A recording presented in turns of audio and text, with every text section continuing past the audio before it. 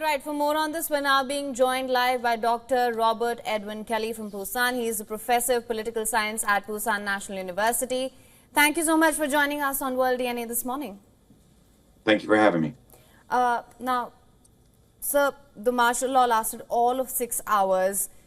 Right. Do you reckon this was an impulsive decision that was easily quashed in the parliament? And also, I just wanted to understand what your assessment of these anti-state forces is that Yoon Yeol has been trying to thwart.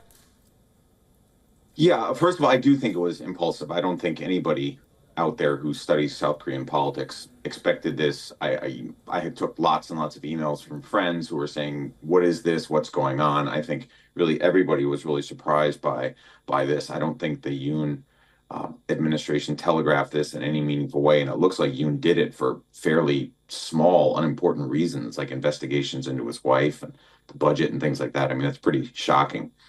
I do think the larger issue, though, right, the anti-state forces that he's talked about, I think what that is sort of code for in South Korean politics is the suspicion by conservative parties, conservative politicians in South Korea, that left-wing parties in South Korea are pro-North Korea, and that they are willing to make excessive concessions, if you will, to North Korea in order to broker a peace, that they are sort of like Marxist or pro-communist or something like that.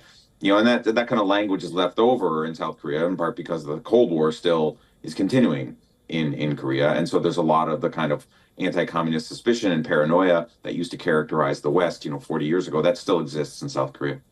Dr. Kelly, given the lack of support that Yoon Yeol found within his own party, I just wanted to understand, seeing the way the martial law was in a way thwarted within hours, and it happened through the parliament, even though there were a limited number of lawmakers who were there, and I think out of 300 there were just 190, and all of them voted in favor of, rather against the martial law. What do you feel this is? How will this impact South Korea politics going forward, especially in terms of Yoon Yeol's further term? Right, his presidency. Yeah, I think he has to resign. I mean, in a democratic system, you just can't do this. I mean, I don't know. Donald Trump tried to overthrow the U.S. government and got reelected. So I don't know. Maybe Yoon thinks he can do something like that, right? But I mean, in a functioning democratic system, if you try to declare martial law, particularly for petty reasons, like you can't get the budget you want, he should resign. And that's already what you're seeing, right? You're seeing labor unions and protesters and the left-wing parties in South Korea all demanding that he resign. His approval rating is under 20%, so he has no strong public backing to help keep him in office to overcome this. I don't see how he can stay in office at this point. If he decides to stay, he'll almost certainly face impeachment. South Korea already went through an impeachment 7 years ago, and they did it successfully without street violence or anything like that. So South Korea actually has experience impeaching presidents. It would be a shame for South Korea's stability if it had to impeach 2 presidents in less than a decade, but I just don't see what alternative there is at this point. Dr. Kelly, also you're joining us from Busan. I wanted to just understand from you, what were those 5-6 hours like when this martial law was in place? Yeah, my family was sleeping. I mean, that's why people think it's like a coup, because he did it at like 11 o'clock at night, right? It was declared at like 11:15. I mean, I have 2 kids, right? And we went to bed and woke up and there it was already wrapping itself up. I mean, that's why there was a lot of suspicion that this wasn't martial law, but it was something like a coup, because you don't declare martial law at 11 o'clock at night and send the military into the streets when 80% of the population is asleep, right? I mean, that's one of the other things that's going to drive him out. This doesn't look like it was legitimately martial law. It looks like some kind of coup d'etat. Dr. Kelly, I also wanted to understand the reasons leading up to the declaration of the martial law, because as I mentioned earlier as well, South Korea has not seen political tensions flare up in such a manner in decades. So what were the reasons that led up to this?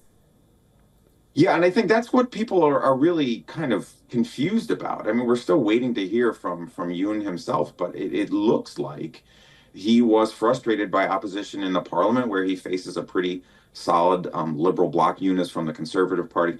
He faces a liberal progressive bloc in the parliament that was blocking a lot of his initiatives. I would argue that they were actually blocking him too much, that they were being obsessively obstructionist. I'm kind of sympathetic to Yoon's frustration with the South Korean parliament, but he went way, way too far, obviously, right? And then there were also Yoon's wife has been investigated. President Yoon's wife has been investigated for corruption, and there have been a lot of charges sort of swirling around her behavior for a couple of years. And the president personally is apparently very, very sensitive to this. He takes it really, really badly.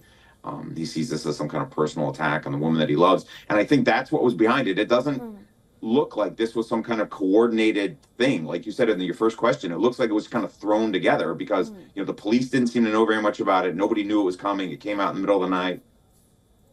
Dr. Kelly, thank you so much for joining us right here on World DNA. And it was, I would say, informative to understand exactly what you were going through while staying in South Korea, because it happened in the middle of the night, and by the time everyone woke up to it, it was pretty much over. Right. So it's pretty bizarre, right? So definitely bizarre. And what kind of implications it will have, that's something we will need to track closely and observe. Thank you so much for joining us and sharing all your insights.